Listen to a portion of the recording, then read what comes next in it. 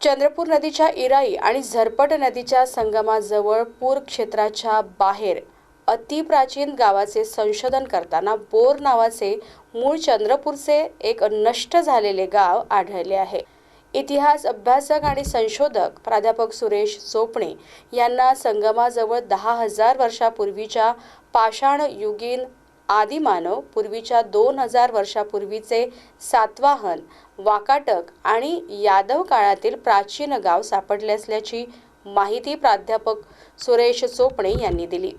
आज हे गाव बोर रीठ म्हणून गावकऱ्यांना माहिती असून ते गवळी गाव असेल असे त्यांना वाटते। परंतु प्राध्यापक सुरेश चोपणे यांचे संशोधनात त्यांना तिथे 10,000 वर्षापूर्वीची पाषाणयुगीन अवजारे, 3,000 वर्षादरम्यानची दगडांच्या वस्तू, 2,000 वर्षादरम्यानचे मडके, प्राण्यांची हाडे, दात आणि लोह वितळणारी भट्टीचे लोह खडक आढळले। इथे प्राचीन काळात एक मंदिर होते, त्याची 2 शिवलिंग आणि मंदिराचे काही अवशेष सुद्धा तिथे पडले असून अलीकडच्या काळातील हनुमान मंदिर बांधलेले आहे। शेती असणाऱ्या लोकांना काही वर्षापूर्वी प्राचीन नाणे आणि अलंकार सापडले होते। आज तिथे जरी शेती असली तरी पडलेल्या घरामुळे तिथे टेकडी तयार झाली असून अजून उत्खनन केल्यास अनेक पुरावे मिळू शकतात असे प्राध्यापक सुरेश चोपणे यांचे मत आहे।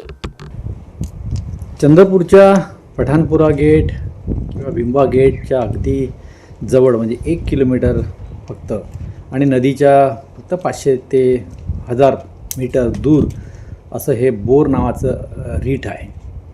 हे इथे मी एकदा आल्यानंतर मला असं आढळलं की या ठिकाणी पाषाणयुगीन अवजारं सापडली आहेत। पाषाणयुगीन अवजारं सापडणे आणि एकाच ठिकाणी शिवलिंग असणे, मटके असणे किंवा इतर काही ज्या बाबी इथं आढळतात त्या बाबी पाहिल्या तर जवळजवळ 5,000 वर्षापर्यंत पाषाणयुगातील लोक इथं राहत होते।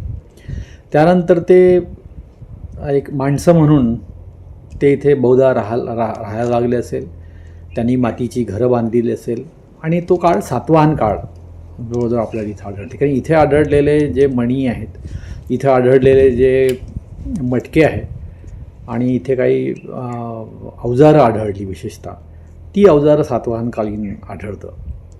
पण सातवाहनकालीन काळानंतर पण या ठिकाणी वाकाटकाच्या काळापर्यंत इथे गाव चांगलं हे मोठं झालेलं आहे।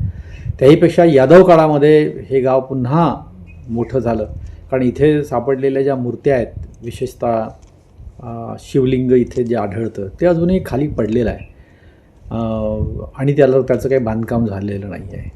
अशा अनेक वस्तू इथे आतमध्ये अजूनही दडलेल्या आहेत, 10 फूट आतमध्ये दडलेल्या आहेत। त्या जेव्हा निघेल तेव्हा खरं मोठं वास्तव्य आपल्याला या चंद्रपूर जे गाव आहे त्या गावाचं प्राचीन स्थळ काय होतं ते आपल्याला निश्चितच इथे कळेल। अभ्यासात असं वाटतं आहे की हे जे गाव आहे, हे गाव असं गाव आपल्या चंद्रपूर शहराच्या आसपास कुठेही नाही आहे आणि म्हणून याचं जे महत्त्व आहे ते महत्त्व फार जे प्राचीन काळापासून आतापर्यंतचं महत्त्व आहे